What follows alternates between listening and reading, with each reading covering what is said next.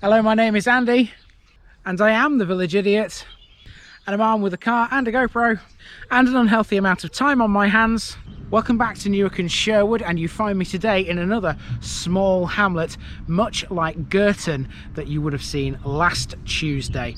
However, this one doesn't really seem to have anything of note. Girton had Girton Sailing Club and a few other bits and bobs. This one doesn't really seem to have much, if anything, or at least that's what I thought before I came here. Let's see what I found in the parish of Spalford.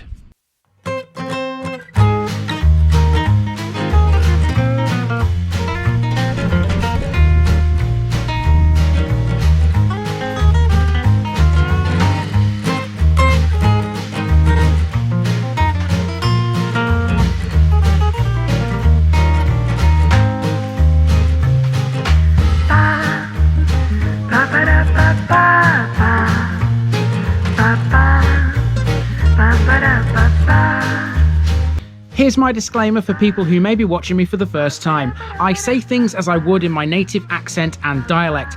As a result, I may not pronounce things in the same way as the locals do. Remember, I'm a visitor. It's impossible to know everything. Leave me a comment, spin me a like, and bash that subscribe button. Let's get to today's parish video.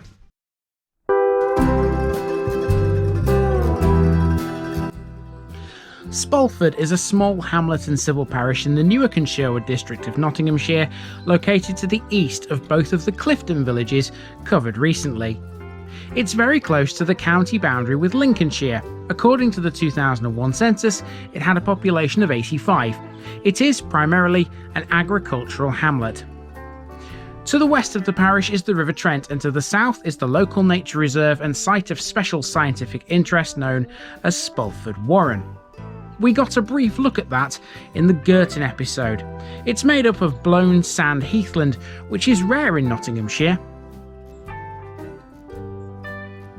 Spalford is, as you might expect with a population so low, a little lacking when it comes to amenities. It does have a post box, if nothing else, seen here in this wall. And it also has a bus service. There are 4 listed on the Bus Times website for Spalford.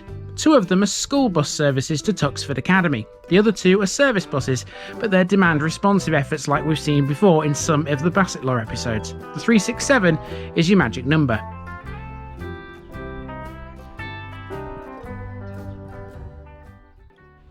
Here's a good countryside name, look at this. Rabbit Hill Lane. You don't see that in towns, do you? Let's have some history now. Spalford was listed in the Domesday Book in 1086 as Spaldus Ford. It was a township in the parish of North Clifton, and it became a separate parish in 1866. The good old Whites Directory of Nottinghamshire recorded the place as having 101 inhabitants spread over 830 acres of land back in 1853. That's land, by the way, that was enclosed in 1814. At that time, Sir William Welby was the principal owner and lord of the manor. The white building you see here is Spalford's former chapel, presumably Wesleyan. This was restored in 2005 and is now a lovely residential property. As was alluded to in Girton, in 1795 Spalford was affected by the largest known flood on the River Trent. The flood bank, which was breached, is situated between Spalford and the river. That's where the low-lying land it stands on became a problem, as floodwaters from the breach were able to spread out. Spalford was part of some 20,000 acres, which were flooded over a period of 3 weeks. These days, it's much less likely to flood, as the flood defences are now much better. Here we pass a phone box, but this one has truly seen better days. It's not a book exchange, nor does it have a working phone. Time to put a card on the parish notice board, which is on the main road through the village. Even though this one is so small, it does in fact have 2.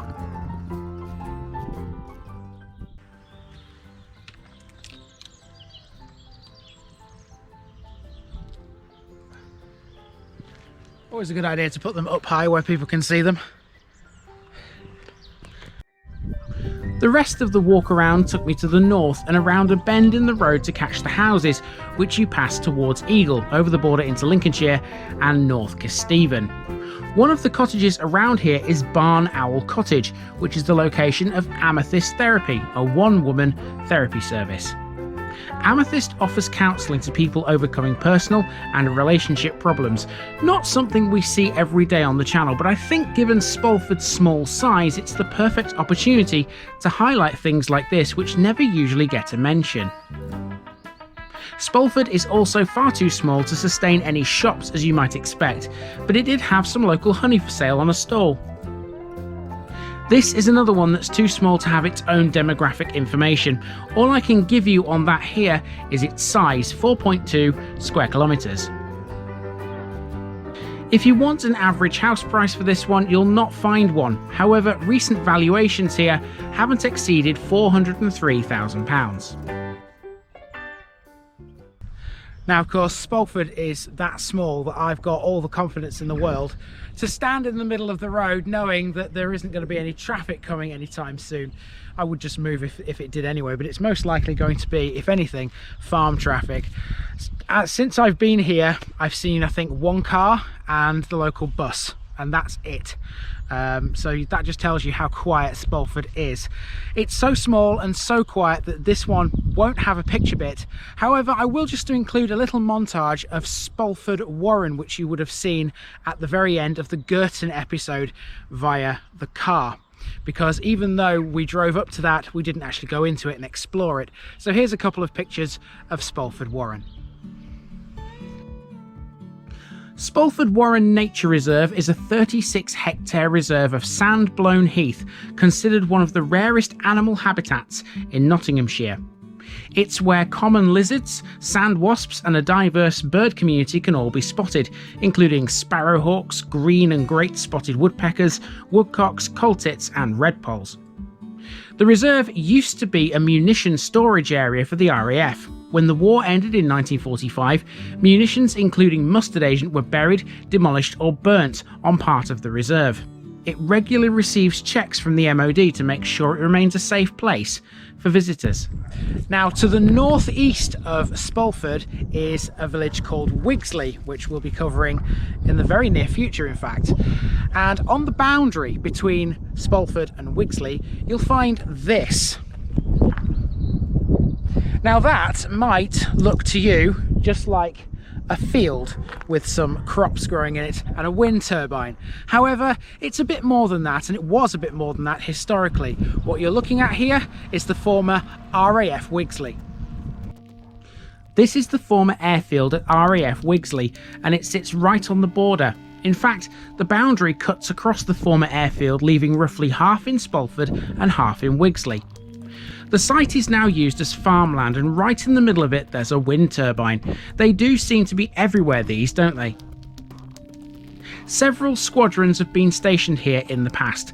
These include number 14 Pilots Advanced Flying Unit, number 28 Aircrew Holding Unit, number 201 and 204 Advanced Flying Schools, number 455 with the Handley Page Hamdens, and the number 1654 Heavy Conversion Unit. There are some remnants of the former airbase still very much visible. The runways are the most obvious thing, but you will also find the old watchtower, which is now in ruins. You'll just have to watch the Wigsley episode to see what that looks like.